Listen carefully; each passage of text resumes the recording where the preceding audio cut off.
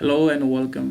आजको यो भिडियोमा चाहिँ हामी पाइथनलाई चाहिँ कसरी इन्स्टल गर्न सक्छौँ, कसरी चाहिँ हाम्रो भिएस कोडमा सेटअप गर्न सक्छौँ भन्ने कुराहरू आजको यो भिडियोमा हेर्न चाहन्छौँ। र सुरुमा चाहिँ हामी ब्राउजरमा जानुपर्ने हुन्छ, पाइथनलाई चाहिँ डाउनलोड गर्नुपर्ने हुन्छ है त।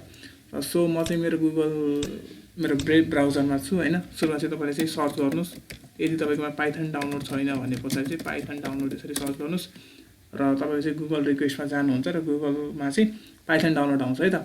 र एन्टर गर्नुहोस्, python.org को साइट चाहिँ खोल्छ है त। अनि यति भइसके पछाडि चाहिँ अहिलेको लेटेस्ट भर्जनको पाइथन भनेको 3.10.5 छ। यसलाई चाहिँ क्लिक गर्नुहोस् र तपाईँको चाहिँ डाउनलोड हुन सुरु हुन्छ यसरी चाहिँ। र डाउनलोड चाहिँ हुन दिनुहोस् र यो डाउनलोड चाहिँ मजाले हुन्छ। अनि यसलाई चाहिँ इन्स्टलेसन गर्नु होला। सो मैले चाहिँ गर्न चाहिनँ, किन भन्दा चाहिँ म एकचोटि प्रोसेस चाहिँ भनिदिन्छु होइन, कसरी इन्स्टल गर्ने भन्ने चाहिँ एकदम स्ट्रेट फरवर्ड छ, केही पनि गर्नु पर्दैन। सिधै क्लिक गर्ने हो, ड्याङडुङ गर्ने हो, एकैचोटि इन्स्टलेसन हुन्छ र कुनै पनि झन्झट चाहिँ हुँदैन। सो म चाहिँ डबल ट्याप गर्छु, ओपनिङ है त। यसरी चाहिँ ओपनिङ हुन सुरु हुन्छ। सो ओके, तपाईँले चाहिँ हेर्न सक्नुहुन्छ मेरो चाहिँ पहिला एउटा पाइथन इन्स्टल छ, त्यो चाहिँ अपडेटको अप्सन आएको छ होइन। सो तपाईँले चाहिँ सुरुमा चाहिँ यो म्याचतिरको छ नि, त्यसमा चाहिँ क्लिक गर्नु होला होइन। कहिलेकाहीँ चाहिँ फेरि पाइथन चाहिँ एरर आउँछ, फेरि त्यसलाई अनइन्स्टल गरेर फेरि इन्स्टल गर्नु होला। सुरुमा क्लिक गर्नु होला, नेक्स्ट गर्दै जानु होला, केही पनि गर्न पर्दैन, सिधै इन्स्टलेसन हुन्छ। र त्यति भइसके पछाडि चाहिँ अनि के हुन्छ भन्दा चाहिँ अनि तपाईँले चाहिँ विन्डो आर थिच्नु होला र सिएमडी गर्नु होला। के गर्नु होला? Window are CMD. सो म तपाईँलाई यता ब्राउजर मेरो टर्मिनलमा देखाउँछु, पाइथन गर्नु होला, यसरी गर्नु होला। र तपाईँको चाहिँ यसरी पाइथन आउनेछ है त। र अहिले 3.1.5 छ, मेरो 4 छ है त। भर्जनमा यो कुनै इस्यु चाहिँ हुँदैन। 3.10 को एकदमै राम्रो भर्जन, सबै सपोर्ट गर्छ, कुनै इस्यु हुँदैन। सो यसरी चाहिँ हाम्रो पाइथन इन्स्टल भएको, सक्सेसफुल भएको छ, केही पनि गर्न पर्दैन। तपाईँको पाथ सेटअप अटोमेटिक गरिदिन्छ। सो नेक्स्ट भनेको चाहिँ हाम्रो चाहिँ भिएस कोड डाउनलोड गर्नुपर्छ। के चाहिँ कोड एडिटर चाहिन्छ नि त, हामीले जुनसुकै पनि गर्न सक्नुहुन्छ, तर पनि हामी भिएस कोडमा गर्छौँ। भिएस कोड भनेको एकदमै बेस्ट, सबै कुराहरू भएको एउटा इन्टिग्रेटेड कोड एडिटर हो। भिएस कोड डाउनलोड यसरी सर्च गर्नुहोस् र तपाईँको चाहिँ सुरुमा आउँछ code.visualstudio.com, जुन चाहिँ माइक्रोसफ्टको चाहिँ एउटा कोड एडिटर हो, जुन चाहिँ होइन। सो यो खोलिसके पछाडि तपाईँको चाहिँ प्लेटफर्मलाई चुज गर्न दिन्छ र हाम्रो चाहिँ विन्डोज छ होइन। विन्डोमा चाहिँ क्लिक गर्नुहोस् अनि यो अटोमेटिक डाउनलोड हुन थाल्छ। सो यसरी चाहिँ डाउनलोड हुन थाल्छ। यसलाई चाहिँ सेभ गर्नुहोस् यसरी, अनि यो डाउनलोड हुन थाल्छ है त। सो डाउनलोड भइसके पछाडि चाहिँ म यसलाई चाहिँ डाउनलोड गर्न चाहिनँ, किन भन्दा चाहिँ मेरो डाउनलोड भइसकेको छ। तपाईँले चाहिँ डाउनलोड गर्नु होला र डबल ट्याप गर्नु होला र भिएस कोड चाहिँ खोल्नु होला। सो भिएस कोड सुरुमा खोल्दाखेरि चाहिँ कस्तो देखिन्छ भन्दा चाहिँ म एउटा, अनि तपाईँको चाहिँ भिएस कोड खोल्छ होइन, ओपन गर्नु होला, खोल्छ मजाले।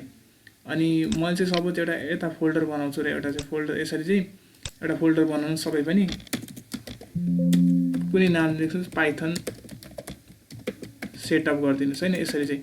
अनि एन्टर गरिदिनुहोस् र यसलाई चाहिँ म डबल ट्याप गर्छु र अनि यति भइसके पछाडि चाहिँ हाम्रो फोल्डर एम्प्टी छ। यतापट्टि आउनुहोस् र सिएमडी गर्नुहोस्। के गर्नुहोस्? सिएमडी गर्नुहोस्।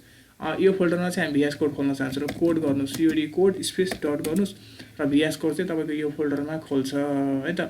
मैले के भने, भिएस कोड चाहिँ यो फोल्डरमा खोल्छ, तपाईँको चाहिँ भिएस कोड खोल्छ। यसलाई चाहिँ म क्लोज गरिदिन्छु। अब चाहिँ भिएस कोड हाम्रो खोलिसकेको छ, जुन चाहिँ हाम्रो चाहिँ यो फोल्डरमा मेरो पहिलाबाट एउटा भिएस कोडको चाहिँ खोलेको छ र जुन चाहिँ अब यसमा खोलेको छ।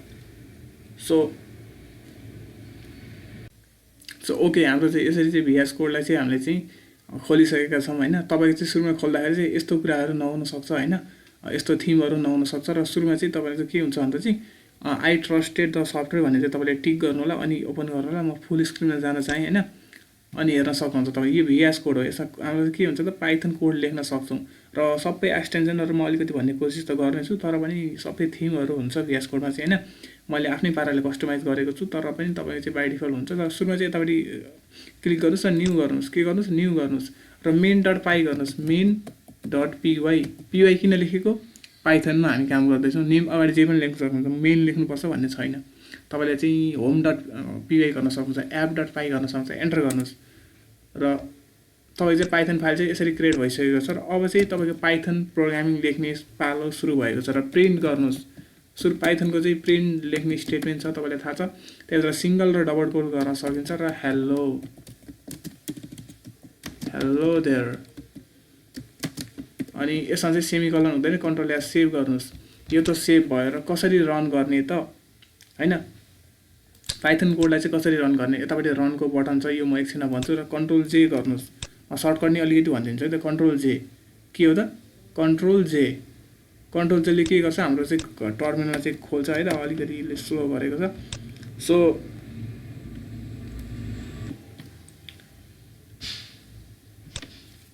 अनि के छ भन्दा चाहिँ सिएलएस गर्छु मैले चाहिँ हैन, अनि यसलाई चाहिँ अलिकति तलपट्टि सार्छु हैन।